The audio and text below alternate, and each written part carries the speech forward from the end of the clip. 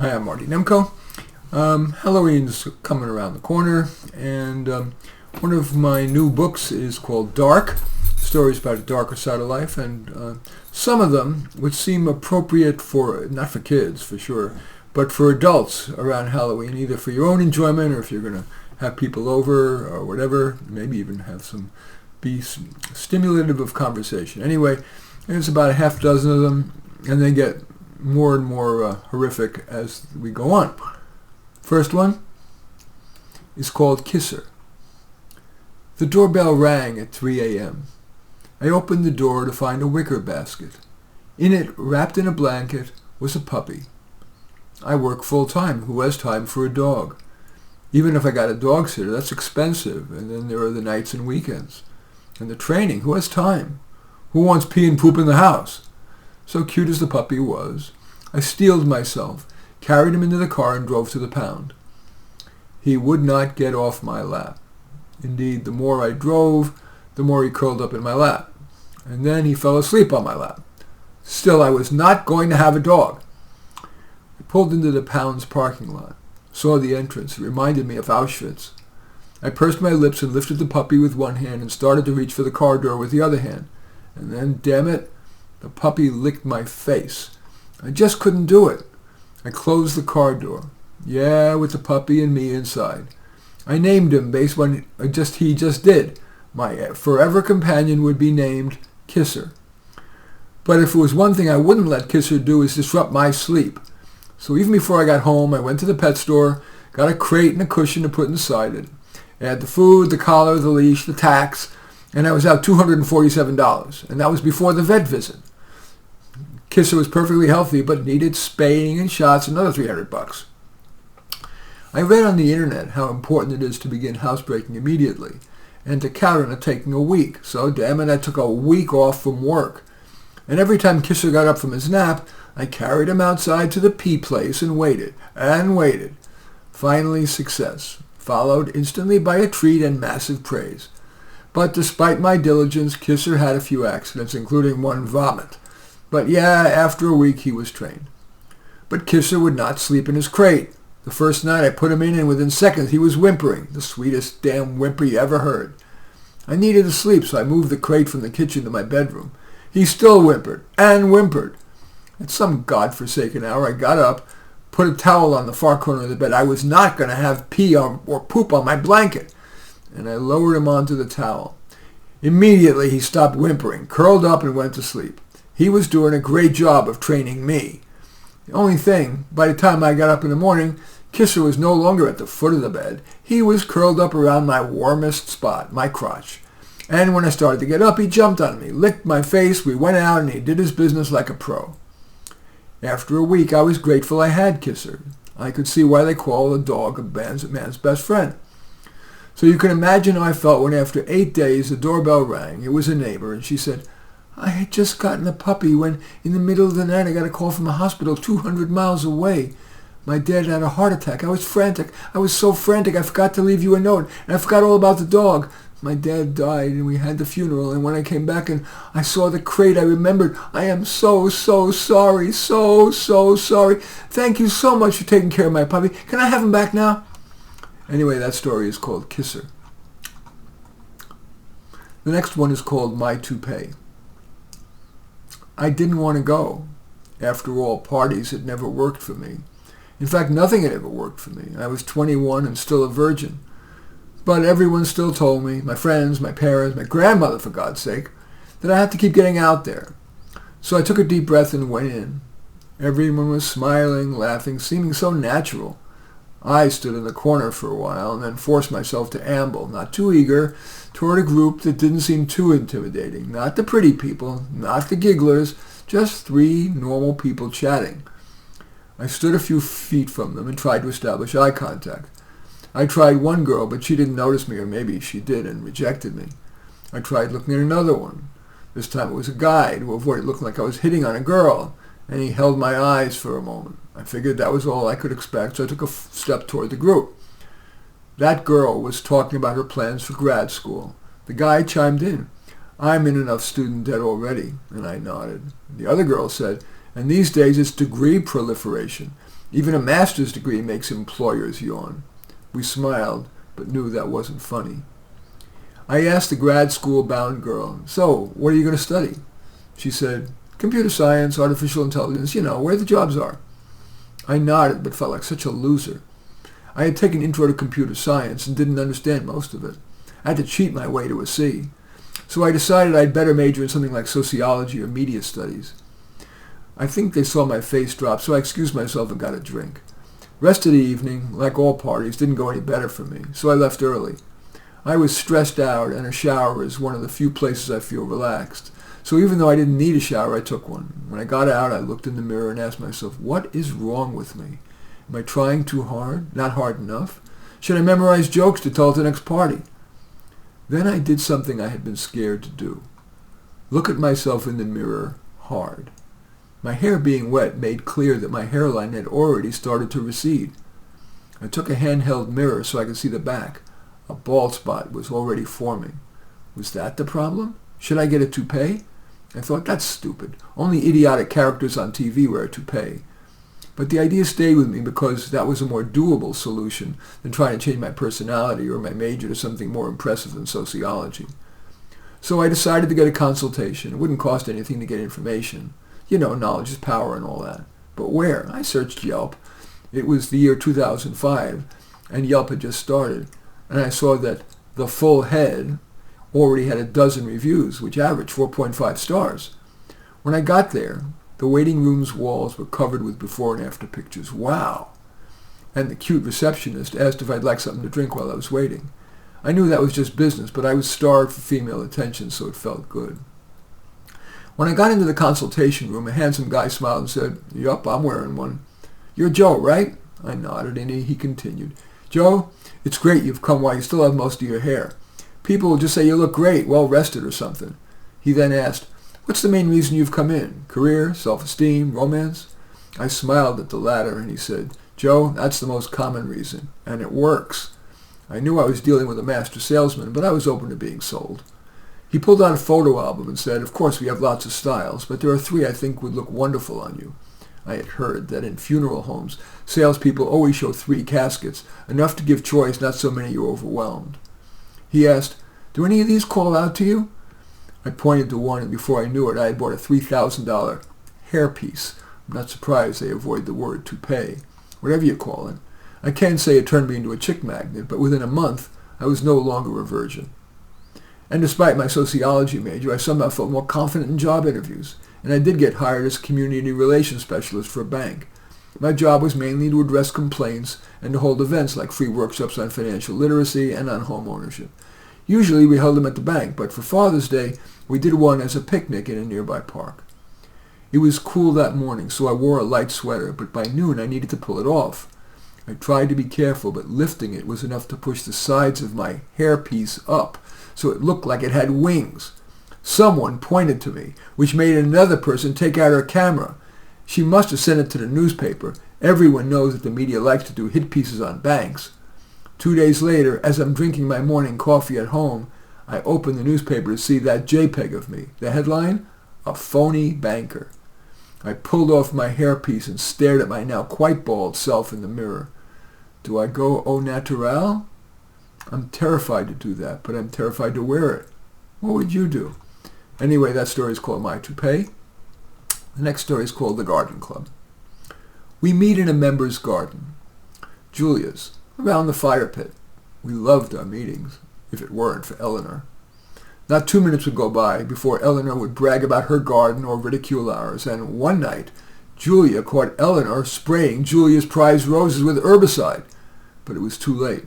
Julia lost the gorgeous and rare roses, sheer elegance, black magic, and Yves Piaget, dead, gone.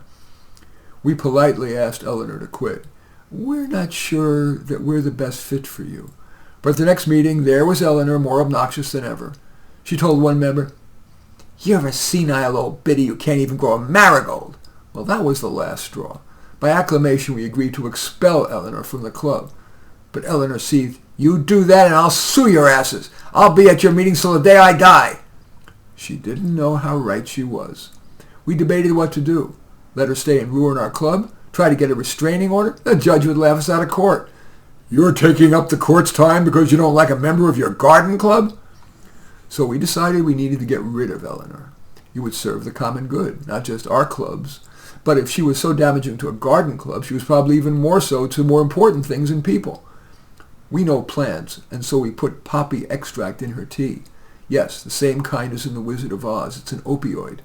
That put her into a deep sleep, and then we burned her in the fire pit. The police interviewed us, but it was perfunctory. After all, we're just a bunch of senile old biddies. When the cops left, we celebrated by sprinkling Eleanor's ashes around the plants. It's good fertilizer, high in potash. Anyway, that story is called The Garden Club. The next story, and now these get darker and darker. I think there's 3 more. This one is called Just When You Feel Safest. Jen was the smartest one in the room. At most staff meetings, she had the best ideas, often topping others. The unfortunate, as you'll see, very unfortunate side effect is that she made others feel less than, which is a no-no in today's workplace. So when restructuring resulted in 3 of the team losing their job, they couldn't help but think that Jen's showing off contributed. One day, Jen was at her desk, the place she felt most comfortable, and a plastic bomb that had been placed under her keyboard exploded, giving her first-degree burns on her hands. Wrapped in aluminum foil was a note. Remember Psycho? She felt safest in her shower until she was stabbed to death. Restructure yourself out of a job, or else. The police took the usual report and investigated, of course, in interviewing the 3 laid-off workers, but all had solid alibis. You see, one of them had hired one of the janitors to do the dirty work. In a week, the case joined the 95% that ended up in the cold case file. 2 months passed, and Jen, having refused to quit her good job, was relaxed driving home. She had long felt her car was what she called my island of sanity. The peace was broken when a bomb that had been placed in the seat back pocket exploded, burning and wrenching her back. A foil-wrapped note said, "Quit your job or else," and the investigation turned up nothing. A year later, in the shower head exploded, bloodying her face. This time, Jen quit, but despite her being the smartest one in the room, she couldn't land a decent job. During the interview, she'd be asked, "Well, why'd you leave your previous job?" She wanted to answer honestly, and the interviewer's response inevitably would be something like, "Well, won't that person keep doing it to you again?" And Jen remained unemployed for a year and scared for life. Anyway, that story is called Just When You Feel Safest. The next story is called A Dose of Reality. This one is based on a true story. Really, it is. Only irrelevant details have been changed. Tom got a doctorate in education, and everyone was sure he'd become a professor, preparing graduate students for a career as a K-12 teacher. But in Tom's fieldwork, it was clear to him that he was far from a master teacher. He couldn't even control difficult students. Tom had learned a lot of theory, but too little that was practical. So after completing his doctorate, he decided he needed to get practical experience to see if he could become a good teacher. So he took a job at one of Boston's high schools that are sanitizingly called Challenged.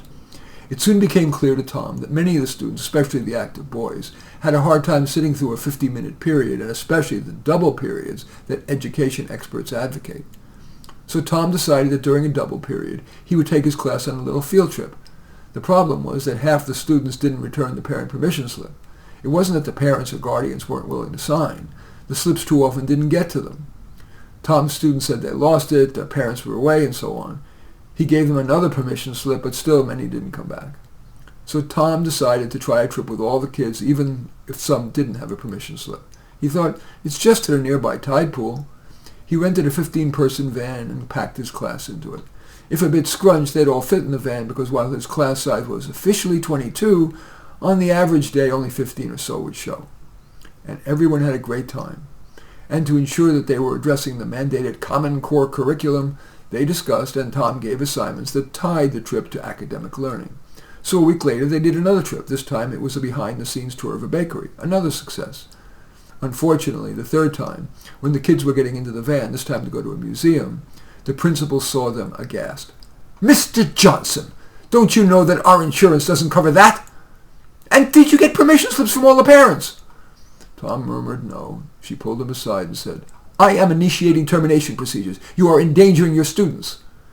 Of course, Tom was sad, scared, but also angry. He wanted to better serve his students, and as a result he was getting fired. So that very Friday he asked his class, "Who'd like to spend the weekend in my apartment with my family?" Nearly everyone raised their hand. There wasn't enough room in Tom's apartment for all the students, but his classroom aide volunteered to let some stay with her. The next morning Tom asked his aide, "So how did it go?" She said, "2 of them raped me." Tom lamented not just the loss of his job, but that he had tried so hard to be a good teacher, and his aide was so kind, so patient. How could 2 of the students do that? How dare they? Tom thought, I am not sure what to believe anymore. The teachers' union defended Tom, but he lost his job anyway. He thought about taking some innocuous job like clerk in a bookstore, but he ended up accepting a job at a university teaching prospective students. Anyway, that story is called A Dose of Reality. The next story, second to the last, is 2 more. This one is called Hire the Best. Infused with liquid courage, I pulled out the button I had been too scared to wear in public. Hire the best. I thought, I'm lonely. If I wear this button, it'll be a screen. Today, most people will hate it because it implies I value merit over diversity. But the rare person who likes it might be friend material. So, except at work, I started wearing it everywhere. The usual response from passers-by was silence, looking away or pursed lips and eyes steeled forward. But finally, Lily, a Japanese-American woman, said, I like your button. I said, why? She replied, because ultimately only merit net benefits humankind. And I asked her out for coffee and she agreed. Later, I decided to use the Hire the Best button as bait. I walk leisurely so oncomers have enough time to process what Hire the Best means.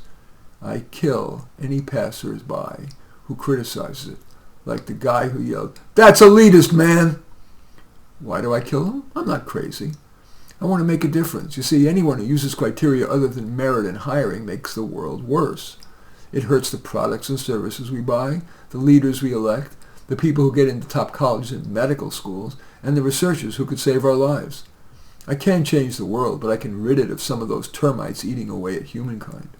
I rotate where I walk, always on a busy commercial street, so there's foot traffic, but no homeowners who, if the cops ask, could remember me, let alone describe me.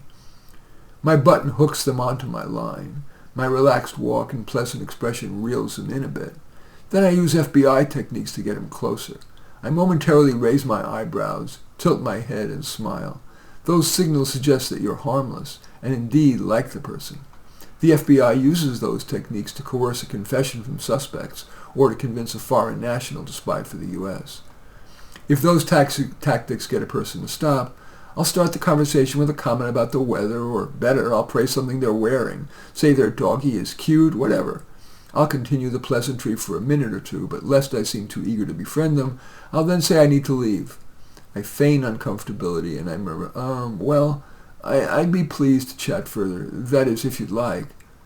I invite my mark to email or call me. Most don't, but enough do to make it worth my while. We agree to meet in a public place like a Starbucks. It takes time to get him to be comfortable enough with me to come on my boat. My cottage sits on an isolated cove, and I dock my boat there. For my disposal trips, to reassure the mark, I wear a Hawaiian shirt. I show caring by asking if they had trouble finding the place, showing empathy if they did, and praising him if they didn't. Once I got my mark on board, I offer a drink spiked with poison that disables the person in minutes. I had tried thallium and compound 1080, both of which are tasteless, odorless, and water-soluble, but both acted a little too slowly, so I found something else. Lest you use it for a non-meritorious reason, I won't tell you what it is. I take a route out to sea that avoids anyone seeing us. I go out far enough that the body will be impossible to find. When the victim is dead, I put on gloves to avoid any of their DNA staying on me. Dump the body into the ocean, wipe down the boat to eliminate any other DNA, fingerprint, or fabric fibers, put each glove and my clothes into a bag, add a rock so it'll sink, and a half-mile from the body, toss it into the sea.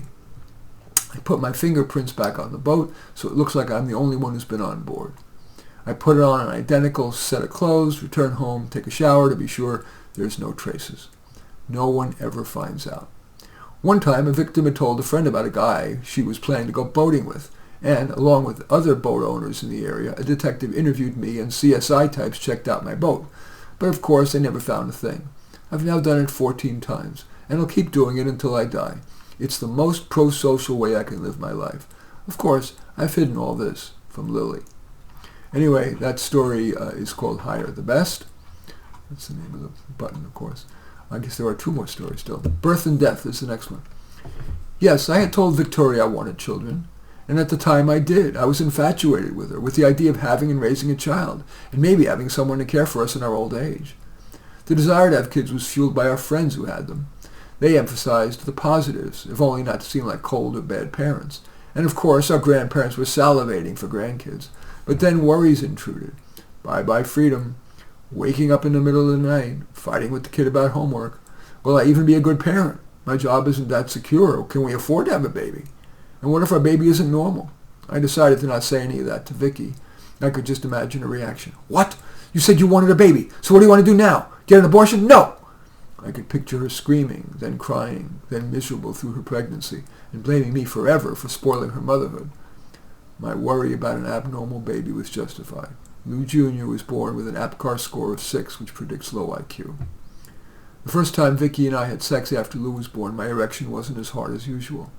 And over the next months I became softer and softer until I couldn't have intercourse. In frustration, Victoria said, "You're doing this to punish me." Of course that wasn't true, and I got so angry I did something I thought I'd never do. I slapped her in the face, hard. Even in retrospect, I sort of feel she deserved it, but I do recognize that hitting a woman is strictly verboten. In the next months, we didn't even try to have sex, and our relationship declined further, in part because we didn't have sex available to balm life's problems. And atop regular problems, there was Lou, who was difficult, low IQ or not. He was what Victoria called fussy, which was an understatement.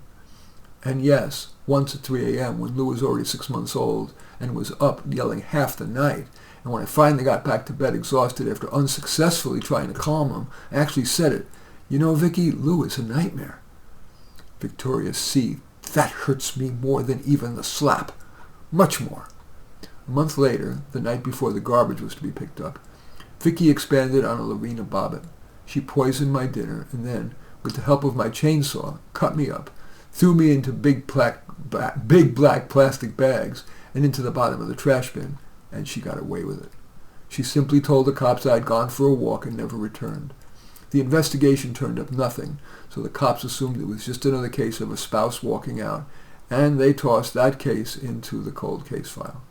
I'm writing to you from purgatory, hoping that Vicky feels at least ambivalent about what she did.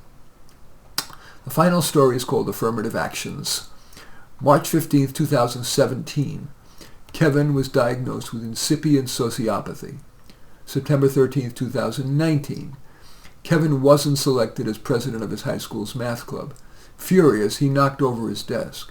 At home, he drew a caricature of the winner, splattered it with red paint, and hid it in his journal, which he hid inside a slit in his box spring. March 15, 2023. Despite a 4.0 GPA and having been published 3 times in the American Journal of Bioweaponry as an undergraduate, a record, Kevin wasn't chosen to speak at graduation. He chose not to attend the ceremony. Rather, in the middle of the night, on the Live and Excel sign at the Molecular Biology Building's entrance, with blood-red spray paint, he covered the V in Live so that the sign read Lie and Excel.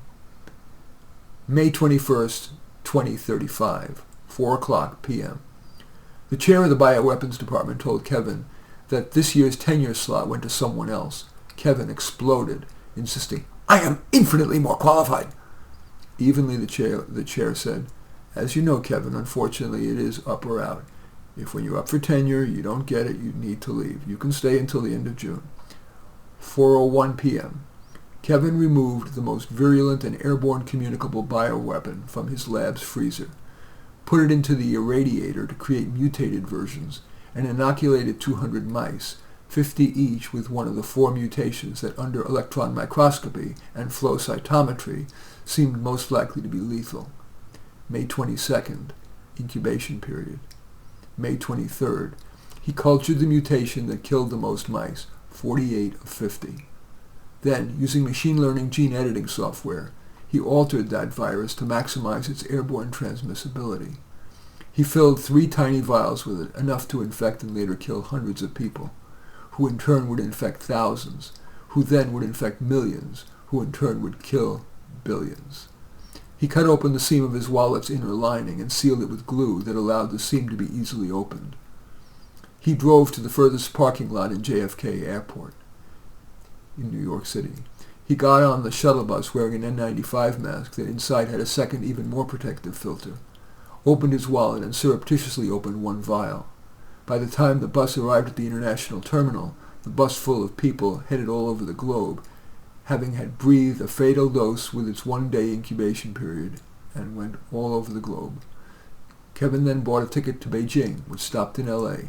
He duplicated the process at LAX and then at Beijing Airport. May 24th. In his hotel room in Beijing, Kevin took pleasure in watching President Chelsea Clinton on TV, urging calm.